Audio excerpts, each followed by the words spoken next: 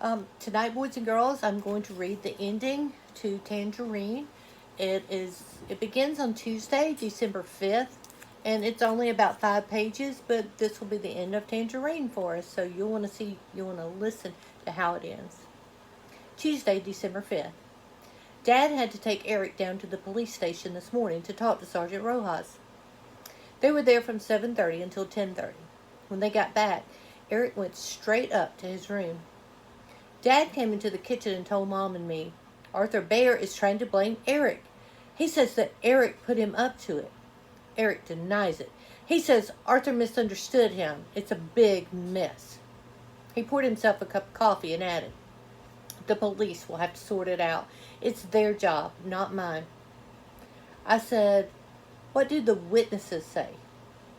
I know that Antoine Thomas and Brian Baylor have given statements to the sergeant. They both say it was Arthur who actually assaulted the guy. The guy's name was Lewis. Dad nodded and corrected himself. I'm sorry, Lewis. I thought about Eric's group of flunkies and asked, what about friendly witnesses? Eric and Arthur don't have any friends. Not since we started rounding up all of that stolen jewelry. No, nobody but Arthur Bayer Sr. is saying that it was a fair fight. Mom had her elbows flat on the tabletop and both hands under her chin, like she was trying to hold up her own severed head. She asked, so what's going to happen now? Dad answered calmly, almost casually, as if it didn't have anything to do with him. Now the wheels of justice will turn. Slowly but surely, each of them will have to answer for whatever it was that he did. I'm not interfering anymore. I looked back at Mom. She at least seemed worried about her firstborn son. Dad, on the other hand, seemed more like those friends who had abandoned Eric, who now regretted ever getting involved with him in the first place. He turned to me. Paul, Sergeant Rojas wants a statement from you too. He wants you to type it up in a paragraph form or 2 paragraphs describing exactly what you saw and what you heard. You know, what really happened. You can give it to me and I'll drop it off at the sheriff's department. I said, okay, I can do that. The phone rang in the great room. I walked over to the coffee table and picked it up. I heard a familiar voice. You got to get yourself a better lawyer, homeboy. Tino? Yeah, I guess you're right. So what's up? What are you going to be doing with yourself? I'm starting up at St. Anthony's on Wednesday. Tino snorted with contempt. St. Anthony's? Those losers? You got to be kidding me. Hey, I didn't say I was going to play for them. I'm playing for the War Eagles next year. Oh, yeah? You don't think you're going to start, do you? I know I'm going to start. Yeah, well, we'll see about that. What about you? I asked him. What are you going to be doing? Oh, I got lots to do. You know, it's what they call a blessing in disguise. Lewis has been advertising the Golden Dawns in all the trade papers. There's a big response, just like he said there would be. He's got orders from growers all over Florida, Texas, and California, even some from down in Mexico. I got to help our daddy get all those orders filled. I got to help him with a lot of the other stuff that Lewis did too. Tino paused. Then he said awkwardly, hey, fisherman, anytime you want to come out and work in the groves, you come on out. You're on the crew. You know what I'm saying? I knew what he was saying. I answered, yeah, thanks. I want to. That's something I really want to do. You just tell me when. You know when. Time and temperature, right? When the sun's going down and the wind's coming up and the temperature is 39, 38, 37. You know what's going to happen next. And you know we'll be there. I'll be there too. All right. Maybe I'll even stay awake this time. Tino snorted again, and there was a pause, and he said, hey, good luck at St. Anthony's place.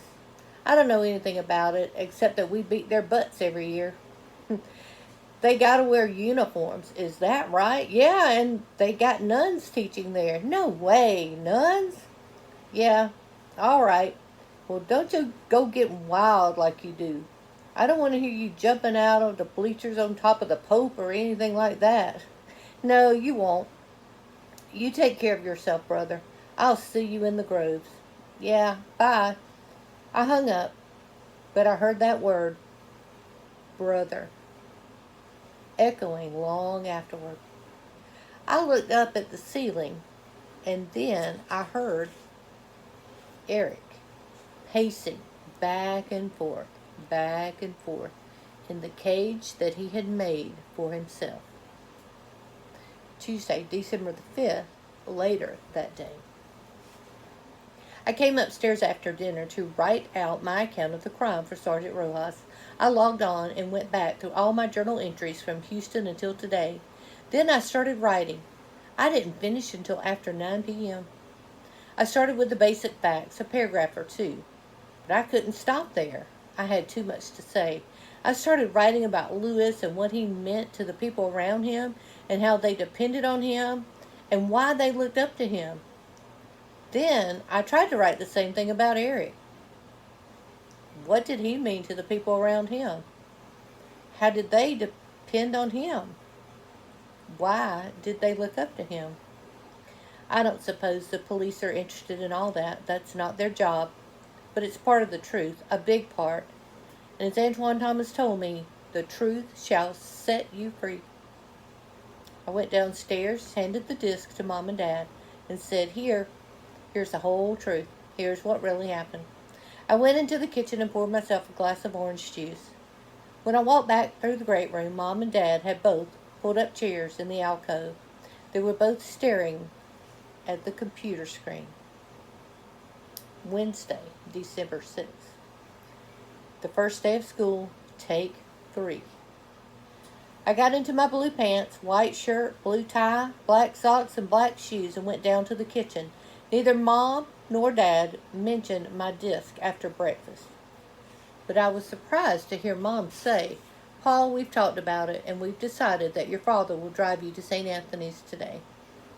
At 7:30, Dad and I walked out into the cold Florida morning. A light wind was blowing to the west, carrying the muck fire away from us toward the Gulf.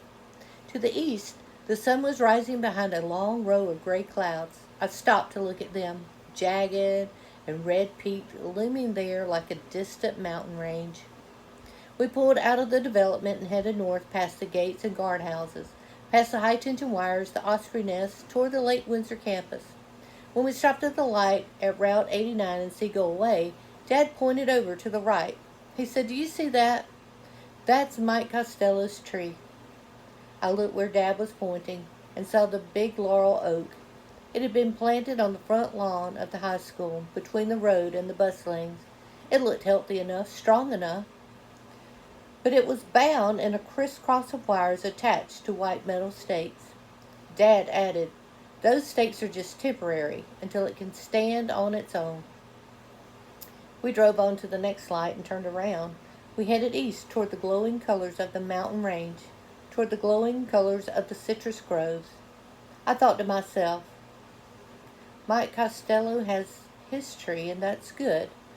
But Lewis has his tree too, and he will have many, many more. Soon the road narrowed to 2 lanes, and we were surrounded by the groves, surrounded by the beauty of it all. I stared through the window at the endless rows of trees, orange, tangerine, lemon, flying past us on either side. I rolled down the window and let it all in. The air was clear and cold, and the car immediately filled up with that scent, the scent of the golden dawn. Well, did that end the way you thought it would? I was a little bit surprised at the ending. It makes me think, okay, so what will actually happen to Eric and Arthur? We don't know, do we? But I guess we could have our own ideas and think of what might happen. I know I had a couple of people to send me an email after hearing the first reading, and they were saying, well, I hope Eric goes to jail. Well, I don't know, and neither do you. But you know what? You could almost write your own ending, couldn't you? I'm so glad that we were able to finish the book. I wish we had been together, but at least we did finish the book together because this was the first time I read the book too.